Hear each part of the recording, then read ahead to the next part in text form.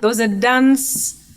I don't think it was a house party, but they decided to where you gave your shoe, and they put the shoes in the middle, the girls' shoes, one shoe.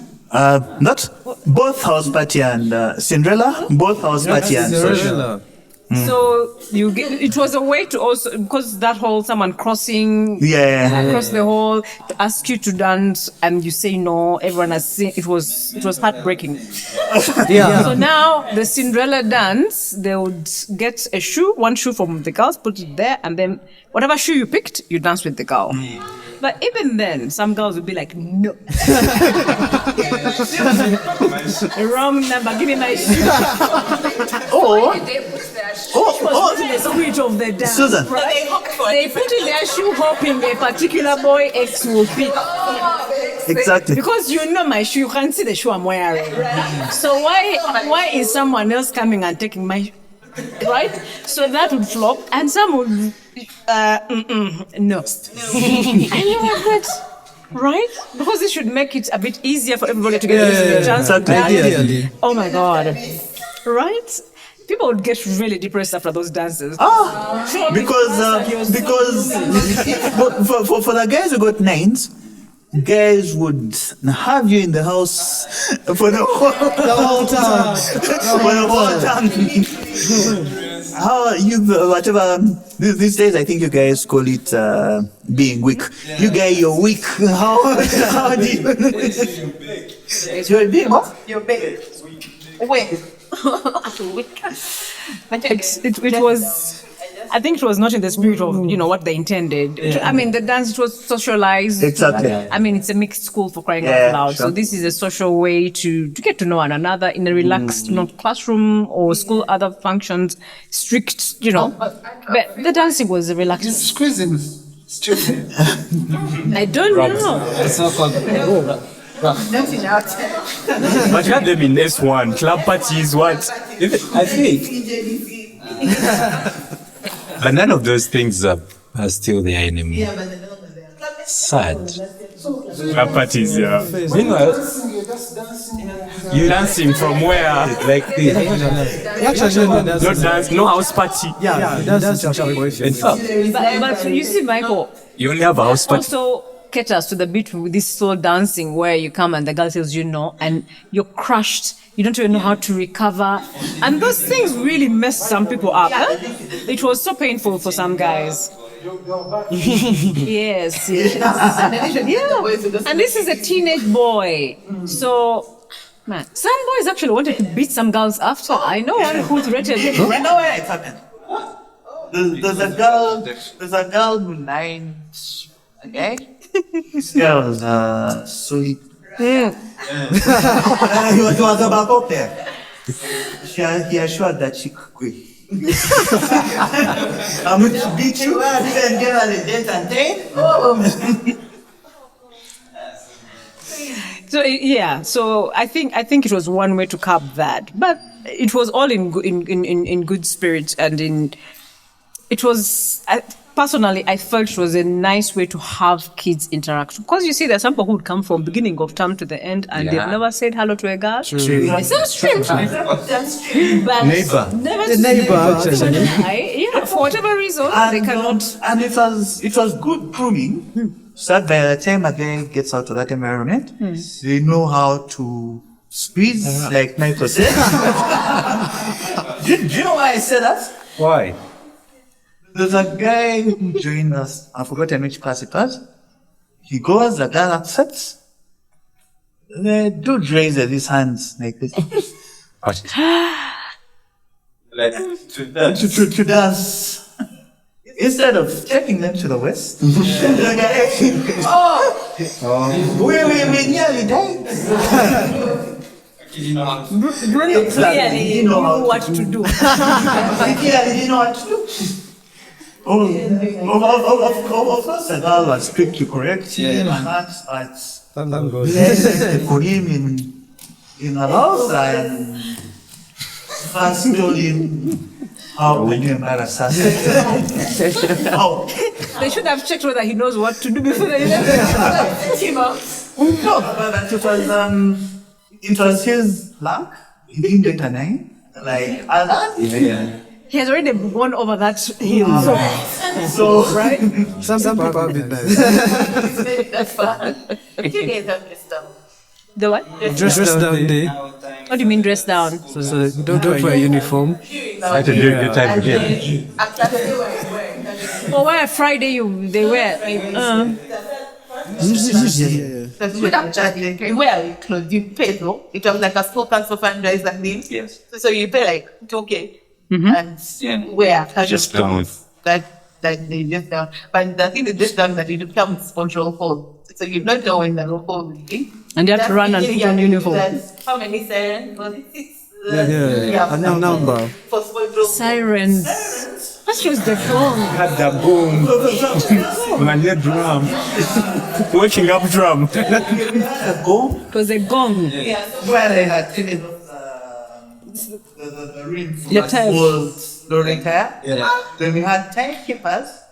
One of the if you get a for being a timekeeper, you have to be mad. Because they have to So that's one way. He said you just you have to be telling us that's fine. But yeah, they have sponsorable, and the thing that just down is that now after of course people are dressed up, like they will dress up, like better than Saturdays and one episode like the whole thing. I mean, very like we'll take pictures and all. We had Mr. Mugisha. Yeah, Mr. Mugisha was also the photographer in our time. You cannot be serious. Yeah. Yeah. That's why Mr. He was a photographer.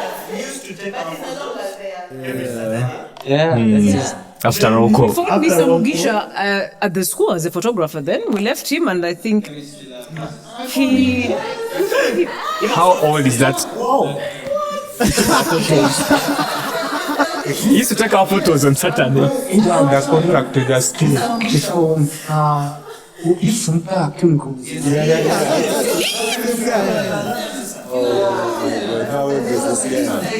He'll take your photos on Saturday and Sunday. Yeah. Then he can't find phone.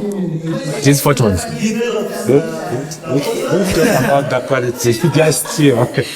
It's so they have.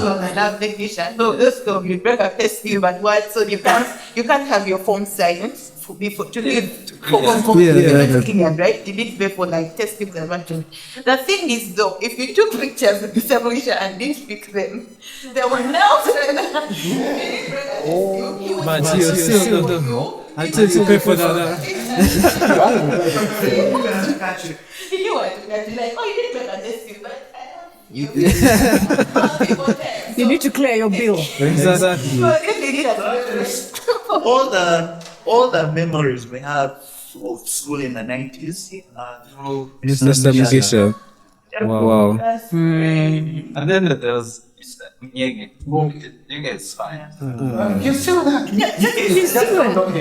Nyege controls traffic. controls. Yes, from Galani Junction. And what on the first and last day of school, His mom. yeah.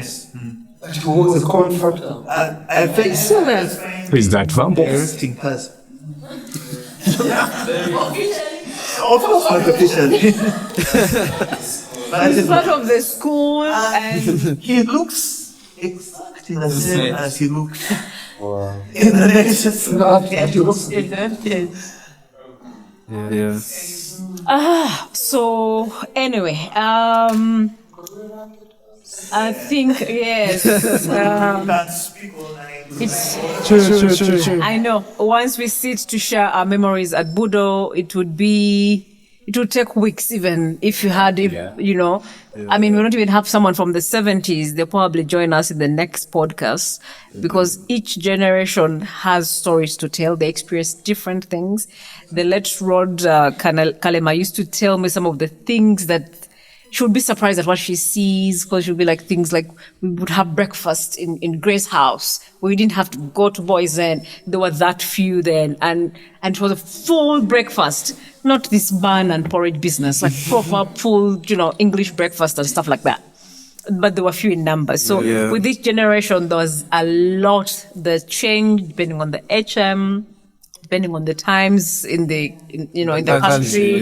If it's war, So with the different generations and evolution, I guess, because some of the things that were normal in our times in the 90s, students now find that they can't even understand what you're talking about half the time. We have to either point or show a picture or something. And also some of the things that they're doing now, we cannot point from our heads. So if we're to sit and talk about the 120 years of Budo, we would never finish. So for today's session, those of us who are able to turn up and share, thank you so much.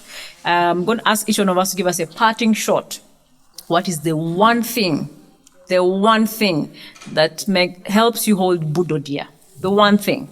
Each one of us, as we wrap up for today's session. One parting shot. I'll start with you. Yeah, I think for me, what Budo has given to me is friends and family. I think it's a priceless gift that I've got from the school. I think there are different moments you look back on, like different memories that you shared with, specific people. And you're like, even when like things weren't going okay at school, you know that through those times you had those people like who you could, have a laugh with at the end of the day, or like a late night conversation, like after prep, just, those particular moments when you're like maybe washing together or like, and then you're going to have like a deep conversation, or you're in class and, someone cracks a joke. It's every like memory like shared with friends is really like really stored preciously in my heart, and for me Budo has given me that, and I'm really grateful for that.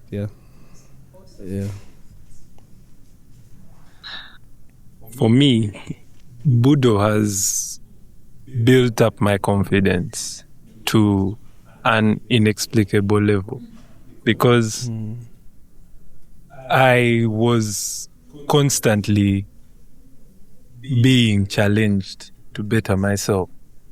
So you end up in a position where you have to bet on yourself, whether it was exams or co-curricular activities or anything in between, even just relating with friends. It constantly shaped my identity as a Budonian, because when you are in school, you are constantly being reminded you're Budonians are the best. And so that shaped a confidence in me. So whenever I walk around, I don't have to say it. But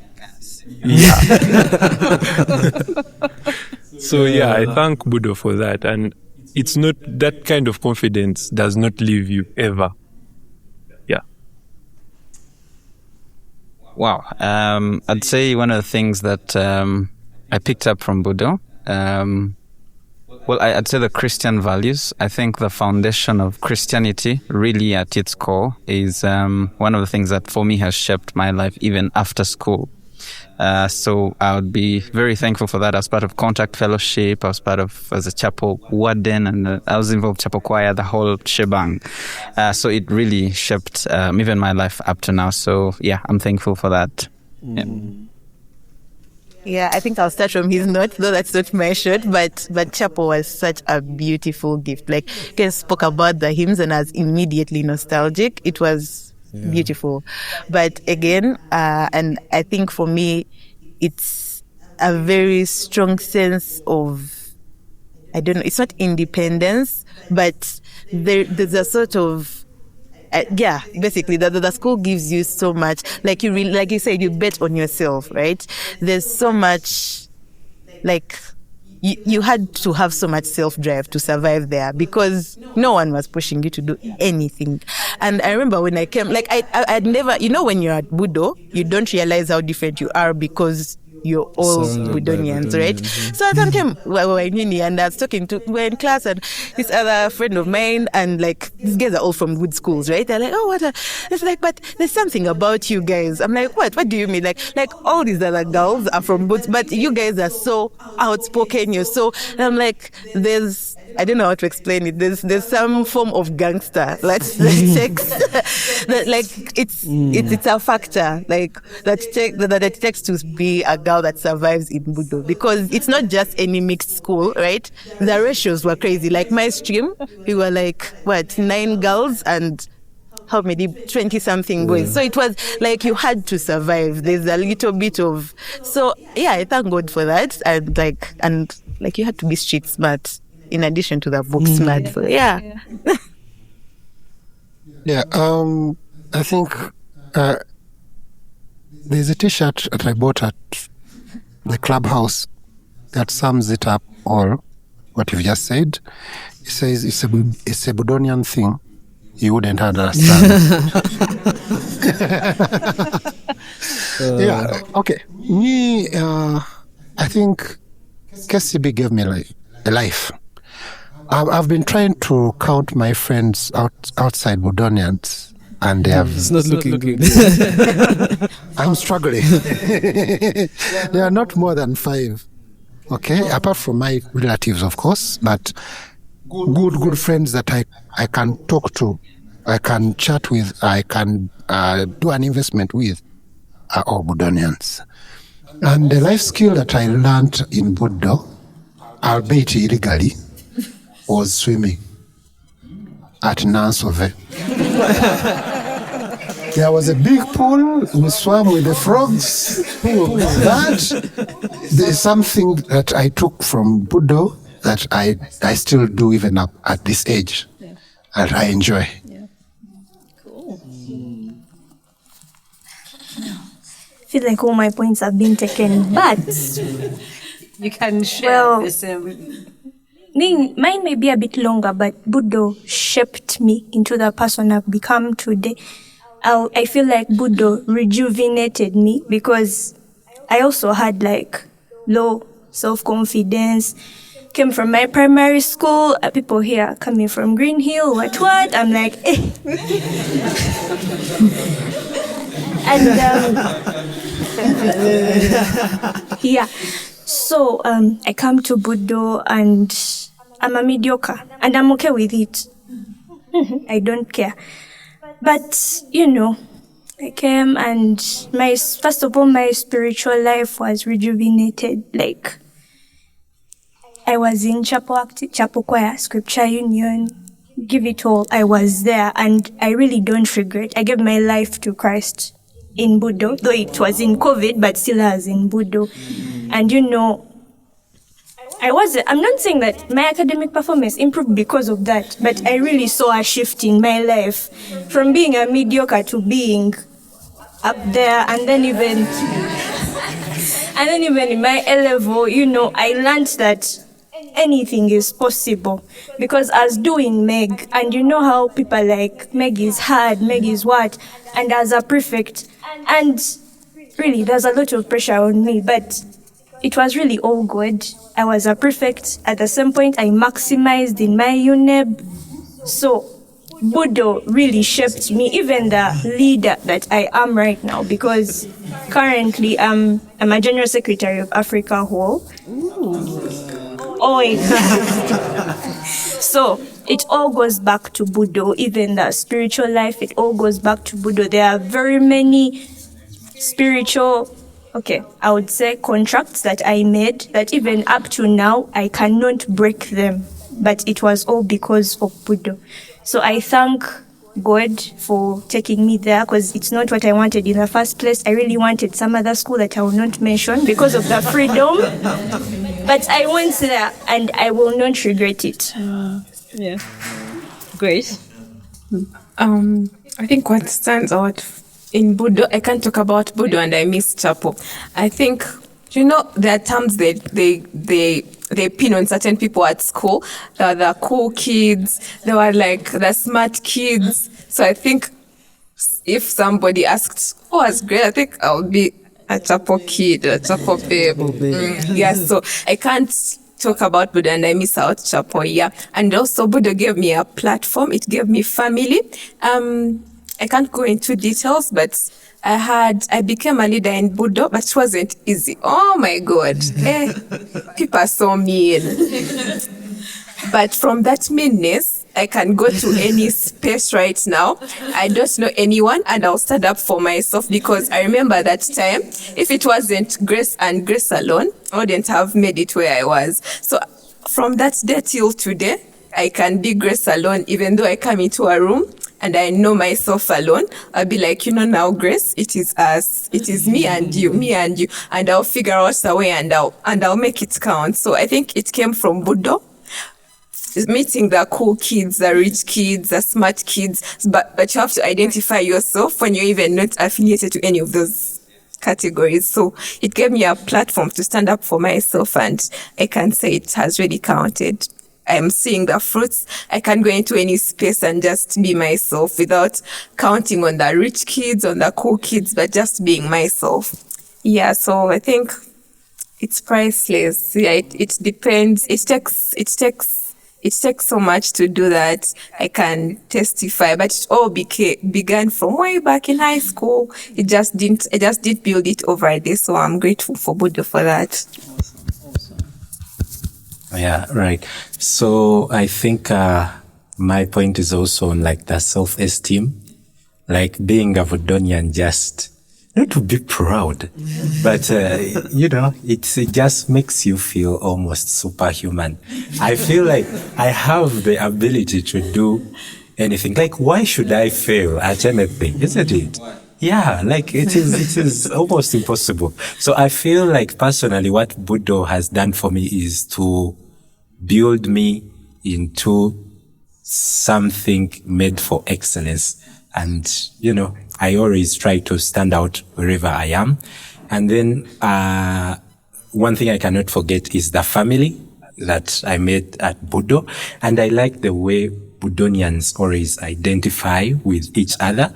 Like, even if you don't know someone, when you look at them, is it Budo? Budo. You get it? Yeah. So, you just instantly connect, isn't it? Yeah. So that is priceless.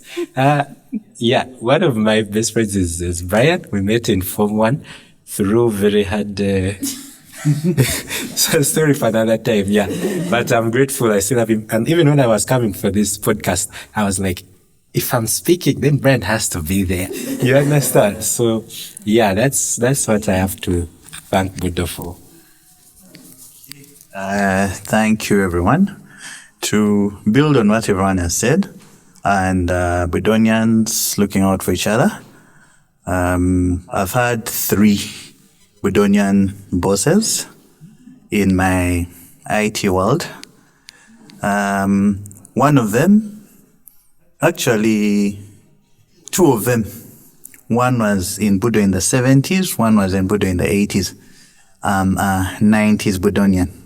But just the fact that they saw I went to King's College Budo, they gave me a chance to express myself. The other thing I love about Budo, it taught me how to self-manage myself. Like everyone has been saying, no one pushes you to do anything. If you don't go to class, those are yours. So I have that self-discipline. I know how to manage my time, keep time, and do everything that I need to do. The other thing is the family bit. One of my very good friends was become like my brother. He'll know himself when he hears this. We met in Budo in 1994, but we're good friends to date. His kids call me uncle, my kids call him uncle. He knows all my siblings, I know all his siblings. I was involved in the committee of his wedding, same story as mine. So we're not related by blood, but we became brothers having met in Budo. And there's so many things. And the final thing will be a thank you to the headmaster of our time. I hope he gets to watch this. Mr. Sam Busulwa. He was such a parent to us. even at that age when, even at that time when age was disturbing us and it felt like we would rule the world, he knew how to manage us. As one of the people Michael talked about, who are good bullies in my S3. Yeah, but it's a long story, but summarize it. When our case was brought to Mr. Usulwa, he looked through it, met our parents, and was like, you know,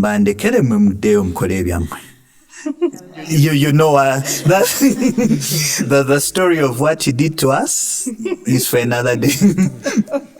But that shaped us into respecting S1s and knowing that S1 lives matter as well. There's a lot I can say about Budo, like I was telling you, guys. We could talk till midnight and even into the morning, but I'll stop there for now. Yeah, for me, what stands out are the friends I met from Budo. I have some of them that I'm still doing medical school with. We've been together from S1, and we are still together. And I think we will be together throughout life. So I treasure those people most because they are my go-to people. They always stand out for me. They support me in everything I do. Yeah, then the connections and a spirit of excellence. Okay, when I go to medical school, literally the entire medical school is run by Budonians. Yeah. You step into the HOD's office and it's a Budonian, and you tell them you're also from Budo and they are willing to mentor you, to give you support. You step into a lecture and the lecturer asks, where are the Budonians? So you people must be on top of the class. Yeah, so that spirit of excellence is built in me, and I'm always encouraged to be on top of my game. Yes. Wow, thank you so much, everyone. Like you've said, what each one of you said about Budo is true, much as you went through it at different times, you experienced it differently, but the impact is there. What I can sum up to say about Budo, I absolutely had a great time when I was at King's College Budo. And I look at it as, you know, when you have a sword, an excellent sword, okay? It goes through a process for you to become that excellent sword.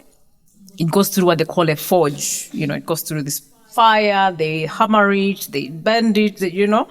And I think going through Budo, which makes us what we are, is because no one is babysitting you at the school. Mm-hmm. No one is there to spoil you. Mm-hmm. You learn to survive. You learn to push yourself. You learn how you're going to weave through life later because, again, you have to push yourself. But the best part about it is you have made friends for life. You have a family for life. People you're going to be with throughout. You have a network of people you're going to plug in the different spheres of life, in the different professions. So you're sure that you're not going to walk this alone, but you've learned how to walk as you, as an individual. The individual in you comes out in that experience. And for me, it's something that you cannot learn in class. It's not something that you can be